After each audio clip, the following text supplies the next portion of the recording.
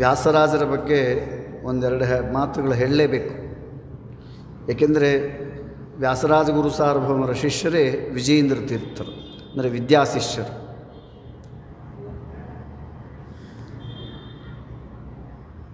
ಗುರುಗಳ ಒಂದು ಮಹಿಮೆಯಿಂದ ಶಿಷ್ಯರ ಮಹಿಮಾ ತಿಳ್ಕೊಳ್ಬೋದು. ಏಕೆಂದರೆ ವ್ಯಾಸರಾಜ ಗುರು ಸಾರ್ವಭೌಮರು ಎಷ್ಟು ಜನ ಯತಿಗಳನ್ನು ತಯಾರು ಮಾಡಿದ್ದಾರೆ, ಅನೇಕ ವಿದ್ವಾಂಸರನ್ನು ತಯಾರು ಮಾಡಿದ್ದಾರೆ. ಅಂತಹ ವ್ಯಾಸರಾಜ ಗುರು ಸಾರ್ವಭೌಮರು ವಿಜಯನಗರ ಸಾಮ್ರಾಜ್ಯದಲ್ಲಿ ದೊಡ್ಡ ಒಂದು ಗುರುಕುಲವನ್ನು ಸ್ಥಾಪನೆ ಮಾಡಿದ್ದರು. ನಾನು ಅಲ್ಲಿಂದಲೇ ಬಂದಿದ್ದು. ಅಲ್ಲೇ ರಘುನಂದನ ತೀರ್ಥರ ಬೃಂದಾವನ ಇದೆ. ಅದರ ಹಿಂದೆ ಈಗಲೂ ವ್ಯಾಸರಾಜರ ಒಂದು ಗುರುಕುಲ, ಅದರ ಅವಶೇಷಗಳೆಲ್ಲ ನಾವು ಕಾಣಬಹುದಲ್ಲಿ. ಇಂತಹ ವ್ಯಾಸರಾಜ ಗುರು ಸಾರ್ವಭೌಮರು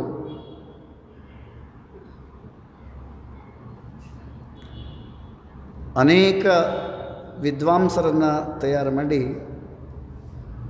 ಜಗತ್ತಿಗೆ ಅನೇಕ ಗ್ರಂಥಗಳನ್ನು ಅವರು ಕೊಟ್ಟಿದ್ದಾರೆ. ನ್ಯಾಯಾಮೃತ, ತರ್ಕತಾಂಡವ, ಚಂದ್ರಿಕಾ, ಇಂಥ ಅದ್ಭುತವಾದ ಗ್ರಂಥಗಳನ್ನು ಕೊಟ್ಟಿದ್ದಾರೆ. ಅವರ ಗ್ರಂಥದ ಮಹಿಮೆಯಿಂದ ಅವರ ಮಹತ್ವವನ್ನು ತಿಳ್ಕೊಳ್ಬೇಕು ನಾವು. ಅಂತಹ ಶ್ರೇಷ್ಠ ಗ್ರಂಥಗಳನ್ನು ರಚನೆ ಮಾಡಿದ್ದಾರೆ. ಅದಕ್ಕೆ ವಾದೀಂದ್ರ ತೀರ್ಥರು ಒಂದು ಉದ್ಗಾರ ತೆಗೆದಿದ್ದಾರೆ ಗುರುಗುಣಸ್ಥವನದಲ್ಲಿ. ಮಾಯಾತಂತ್ರಾಮರಾರಿಸ್ಮಯಮಪನಯತೋ ಮಧ್ವ ಸಿದ್ಧಾಂತ ನಾಮ್ನೋ ನೇತ್ರಾಣೀವತ್ರಯೋಪಿ ತ್ರಿಜಗತಿ ನೃಹರೇ ರಿಂಧತೆ ಯತ್ಪ್ರಬಂಧಾ. ಈ ವ್ಯಾಸರಾಜ ಗುರು ಸಾರ್ವಭೌಮರ ಒಂದು ಗ್ರಂಥಗಳು ಅದು ಹೇಗಿದೆ ಅಂದರೆ ನರಸಿಂಹದೇವರ 3 ಕಣ್ಣುಗಳಂತಿದೆ ಅಂತ. ನರಸಿಂಹದೇವರಿಗೆ 3 ಕಣ್ಣುಗಳು ಎಲ್ಲಿದೆ ಅಂತ ನಾವು ಕೇಳಬಹುದು. ರುದ್ರದೇವರಿಗೆ 3 ಕಣ್ಣುಗಳಿದೆ ಅಂತ ಕೇಳಿದ್ದೇವೆ.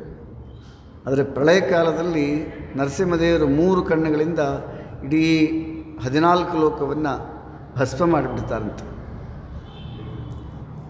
ಆದ್ದರಿಂದ ಇಂತಹ ನರಸಿಂಹದೇವರ 3 ಕಣ್ಣಿನಂತೆ ಇದೆ 3 ಗ್ರಂಥಗಳು ಅಂತ. ಅಂಥ ಅದ್ಭುತವಾದ ಗ್ರಂಥಗಳನ್ನು ರಚನೆ ಮಾಡಿದ್ದಾರೆ.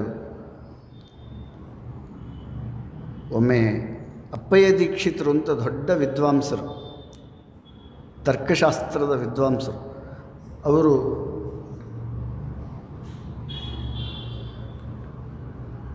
ಪಕ್ಷಧರ ಮಿಶ್ರ ಎನ್ನುವಂತಹ ದೊಡ್ಡ ವಿದ್ವಾಂಸರು ಕಾಶಿಪಟ್ಟಣದಿಂದ ಬಂದಿದ್ದರು. ಶ್ರೀಪಾದರಾಜರ ಹತ್ರ ವಾಕ್ಯಾರ್ಥ ವಿಚಾರ ಮಾಡಬೇಕು ಅಂತ ಬಂದಿದ್ದರು.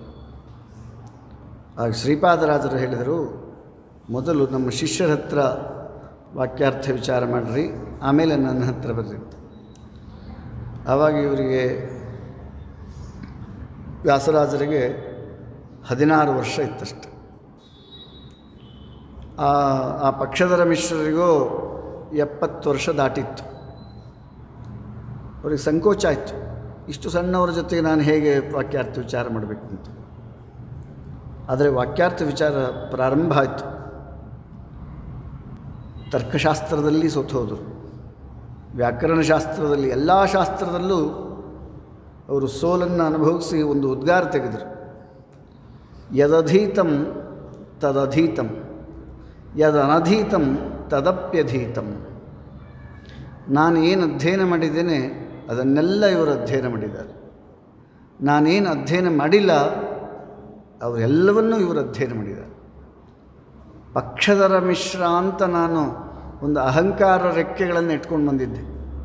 ಇವತ್ತು ನನ್ನ ಅಹಂಕಾರದ ರೆಕ್ಕೆಗಳನ್ನು ಕತ್ತರಿಸಿಬಿಟ್ಟಿದ್ದಾರೆ. ಇವರು ನವೀನ ವ್ಯಾಸರಂತೆ ಕಾಣ್ತಾ ಇದ್ದಾರೆ ಅಂತ ಉದ್ಗಾರ ತೆಗೆದರು. ಅಂತಹ ಒಂದು ಪಾಂಡಿತ್ಯ ವ್ಯಾಸರಾಜ ಗುರು ಸಾರ್ವಭೌಮರು. ಮತ್ತು ಅಷ್ಟೇ ಅಲ್ಲ, ಅವರು ದಾಸ ಸಾಹಿತ್ಯದಲ್ಲೂ ಒಂದು ವಿಶಿಷ್ಟವಾದ ಕೊಡುಗೆಯನ್ನು ಕೊಟ್ಟಿದ್ದಾರೆ. ಶ್ರೀಕೃಷ್ಣ ಅಂತ ಅಂಕಿತದಿಂದ ಅನೇಕ ಕೃತಿಗಳನ್ನು ರಚನೆ ಮಾಡಿದ್ದಾರೆ. ಮತ್ತು ಪುರಂದರದಾಸರಿಗೆ ದಾಸದೀಕ್ಷೆಯನ್ನು ಕೊಟ್ಟವರೇ ವ್ಯಾಸರಾಜ ಗುರು ಸಾರ್ವಭೌಮರು. ಅವರು ಹಾಡುವಾಗ ಹತ್ತಿರದಲ್ಲಿ ತಾಳ ಇದ್ದಿದ್ದಿಲ್ಲ. ಅವರು ಸಾಲಿಗ್ರಾಮವನ್ನೇ 2 ಸಾಲಿಗ್ರಾಮ ತೆಗೆದುಕೊಂಡು ತಾಳವಾಗಿ ಅದನ್ನು ಬಾರಿಸ್ತಾ ಅವರೇ ಗಾನ ಮಾಡಿದರು. ವ್ಯಾಸರಾಜ ಗುರು ಸಾರ್ವಭೌಮರು ಭಕ್ತಿಯಿಂದ ಗಾನ ಮಾಡಿದರೆ ಆ ಪ್ರತಿಮೆಗಳೆಲ್ಲ ನರ್ತನ ಮಾಡಿಬಿಟ್ಟೆ. ಪ್ರತಿಮೆಗಳು ಅಂದರೆ ಅದು ಜಡ ಪದಾರ್ಥ.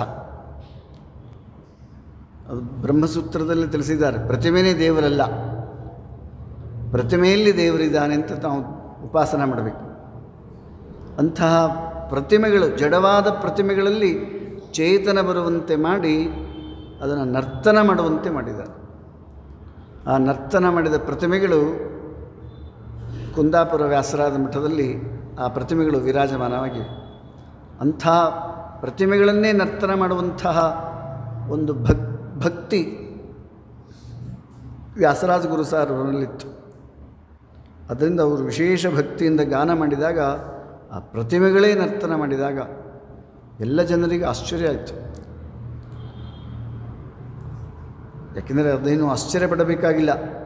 ಯಾಕೆಂದರೆ ಹಿಂದೆ ಅವರು ಪ್ರಹ್ಲಾದರಾಜರಾಗಿದ್ದಾಗ ವಿಶೇಷ ಭಕ್ತಿಯ ಮಾರ್ಗವನ್ನು ಕಂಡು ಹಿಡಿದವರೇ, ತೋರಿಸಿದವರೇ ಪ್ರಹ್ಲಾದರಾಜರು. ಶ್ರವಣಂ ಕೀರ್ತನಂ ವಿಷ್ಣೋ ಸ್ಮರಣಂ ಪಾದಸೇವನಂ ಅರ್ಚನಂ ವಂದನಂ ದಾಸ್ಯಂ ಸಖ್ಯಂ ಆತ್ಮನಿವೇದನಂ. ಈ ರೀತಿ 9 ವಿಧವಾದ ಭಕ್ತಿಯನ್ನು ಜಗತ್ತಿಗೆ ತೋರಿಸಿಕೊಟ್ಟವರೇ ಪ್ರಹ್ಲಾದರಾಜರು.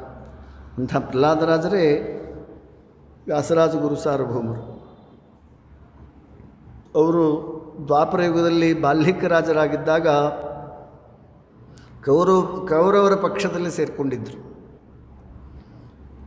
ಭೀಮಸೇನ ದೇವರ ಗದಾದಿಂದ ಪ್ರಹಾರ ಮಾಡಿಸ್ಕೊಂಡು ಪ್ರಾಣ ಬಿಡುವಾಗ, ಸ್ವಾಮಿ ನೀವು ಪೂಜೆ ಮಾಡಿದಂಥ ಪ್ರತಿಮೆಗಳನ್ನು ನಾನು ಪೂಜೆ ಮಾಡುತ್ತೇನೆ ಮುಂದೆ ಅಂತ ಅವರಿಂದ ಗದಾದಿಂದ ಹೊಡೆಸ್ಕೊಂಡು ಪ್ರಾಣ ಬಿಟ್ಟವರು.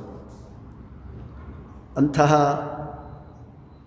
ಪ್ರಹ್ಲಾದರಾಜರೇ ಈ ಕಲಿಯುಗದಲ್ಲಿ ವ್ಯಾಸರಾಜ ಗುರು ಸಾರ್ವಭೌಮರಾಗಿ ರಾಘವೇಂದ್ರ ಸ್ವಾಮಿಗಳಾಗಿ ಅವತಾರ ಮಾಡಿದ್ದಾರೆ. ಅವರ ಒಂದು ಭಕ್ತಿಗೆ ಮೆಚ್ಚಿ ಆ ಪ್ರತಿಮೆಗಳೇ ನರ್ತನ ಮಾಡಿಬಿಟ್ಟೆ. ನೋಡಿ, ಜಡವಾದಂತಹ ಒಂದು ವಸ್ತುಗಳಲ್ಲಿ ಚೇತನ ಬರುವಂತೆ ಮಾಡಿದ್ದಾರೆ. ಅಂಥ ಭಕ್ತಿ ಅವ್ರದ್ದು. ನಮ್ಮಂಥವ್ರದ್ದು ಎಂಥದ್ದು ಶಕ್ತಿ ಇದೆ ಅಂತಂದರೆ, ಚೇತನರಾಗಿರ್ತಕ್ಕಂಥ ತಂದೆ ತಾಯಿಗಳನ್ನು ಬೈದು ಅವರಿಗೆ ಸರಿಯಾಗಿ ಊಟಕ್ಕೆ ಹಾಕದೆ ಮನೆಯಿಂದ ಹೊರಗೆ ಹಾಕಿ ಅವ್ರನ್ನ ಚೇತನರಾಗಿರ್ತಕ್ಕಂಥ ವ್ಯಕ್ತಿಗಳನ್ನು ಅಚೇತನರನ್ನಾಗಿ ಮಾಡಿಬಿಟ್ಟಿರ್ತಾರೆ. ಮನೆಯಲ್ಲಿ ಅವರು ಮಾತಾಡುವಂತೆ ಇಲ್ಲ. ಅಂಥ ದುಷ್ಟಶಕ್ತಿ ನಮ್ಮಂಥವ್ರಿಗಿರುತ್ತಂತ. ಅಂದರೆ ತಂದೆ ತಾಯಿಗಳನ್ನು ಈಗಿನ ಕಲಿಯುಗದಲ್ಲಿ ಸರಿಯಾಗಿ ನೋಡ್ಕೊಳ್ಳೋದೇ ಇಲ್ಲ. ಚೇತನರಾದ ವ್ಯಕ್ತಿಯನ್ನು ಅಚೇತನರನ್ನಾಗಿ ಮಾಡಿಬಿಡ್ತೇವೆ ನಾವು. ಅಂಥ ಒಂದು ದುಷ್ಟಶಕ್ತಿ ನಮ್ಮಲ್ಲಿದೆ. ಆದರೆ ವ್ಯಾಸರಾಜ ಗುರು ಸಾರ್ವಭೌಮರು ಭಕ್ತಿಯಿಂದ ಅವರು ಹಾಡಿದಾಗ ಆ ಪ್ರತಿಮೆಗಳೇ ನರ್ತನ ಮಾಡಿಬಿಟ್ಟಿವಂತೆ. ಇಂತಹ ವ್ಯಾಸರಾಜ ಗುರು ಸಾರ್ವಭೌಮರು ಅನೇಕ ವಿದ್ವಾಂಸರನ್ನು ತಯಾರು ಮಾಡಿದರು. 24 ಯತಿಗಳು ಅವರ ಹತ್ರ ಅಧ್ಯಯನ ಮಾಡ್ತಾಯಿದ್ರು. ಅದರಲ್ಲಿ ವಿಷ್ಣು ತೀರ್ಥರು ಅಂತವು. ಈಗೇನು ನಾನು ವಿಜೇಂದ್ರ ತೀರ್ಥರ ಬಗ್ಗೆ ಚರಿತ್ರೆ ಹೇಳ್ತಾ ಇದ್ದೇನೆ, ಅವರೇ ಹಿಂದೆ ಅವರು ವಿಷ್ಣು ತೀರ್ಥರಾಗಿದ್ದರು. ಅಂದರೆ ವ್ಯಾಸರಾಜರ ಶಿಷ್ಯರಾಗಿ ಅವರ ಹೆಸರು ವಿಷ್ಣು ತೀರ್ಥರು ಅಂತ ಇತ್ತು. ಅಂಥ ವಿಷ್ಣು ತೀರ್ಥರೇ ಮೊದಲಾದ ಎಲ್ಲ ಯತಿಗಳಿಗೆ ಪಾಠ ಪ್ರವಚನ ಮಾಡ್ತಾಯಿದ್ರು. ಇಂಥ ಅನೇಕ ಯತಿಗಳನ್ನು ತಯಾರು ಮಾಡಿದವರು ವ್ಯಾಸರಾಜ ಗುರು ಸಾರ್ವಭೌಮರು. ಇಂತಹ ವ್ಯಾಸರಾಜ ಗುರು ಸಾರ್ವಭೌಮರು ಒಂದು ದಿನ ಏಕಾದಶಿ ದಿನ ಪೂಜಾ ಮಾಡ್ತಾ ಇದ್ದಾರೆ. ಗೋಪಾಲಕೃಷ್ಣನ ಪೂಜಾ ಮಾಡ್ತಾ ಇರುವಾಗ ತುಳಸಿ ಪುಟ್ಟಿಯನ್ನು, ಬಂಗಾರದ ಪಾತ್ರೆಯಲ್ಲಿ ತುಳಸಿ ಇತ್ತು, ಆ ತುಳಸಿಯನ್ನು ಹಿಡ್ಕೊಂಡಿದ್ದಾರೆ. ಆದರೆ ಕೃಷ್ಣನಿಗೆ ಅದನ್ನು ಸಮರ್ಪಣೆ ಮಾಡ್ತಾ ಇಲ್ಲ ಅವರು.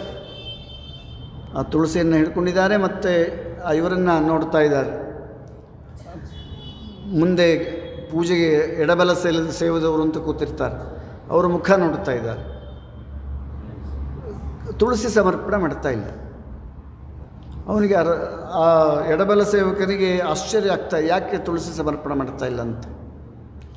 ಆಮೇಲೆ ಸ್ವಲ್ಪ ಹೊತ್ತಾದ ಮೇಲೆ ಇವರು ವ್ಯಾಸರಾಜ ಗುರು ಸಾರ್ ಹೇಳಿದರು, ಇದು ನಿರ್ಮಾಲ್ಯ ಅಂತ ಹೇಳಿಬಿಟ್ರು. ತುಳಸಿ ತರುವಂಥ ಸೇವಕನಿಗೆ ಹೆದರಿಕೆ ಹೊಡಿತು. ಇಲ್ಲ ಸ್ವಾಮಿ, ನಾನು ಈಗಲೇ ಮಡಿಯಿಂದ ತೋಟದಿಂದ ತಂದಿದ್ದೇನೆ, ನಾನು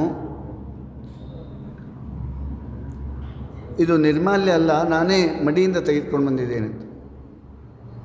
ಇಲ್ಲೆಲ್ಲ ಇದು ನಿರ್ಮಾಲ್ಯ ಆಗಿದೆ, ಆ ತೋಟದಲ್ಲಿ ಯಾರಾದರೂ ಇದ್ರಾ ಅಂತ ಕೇಳಿದರು ಸ್ವಾಮಿ.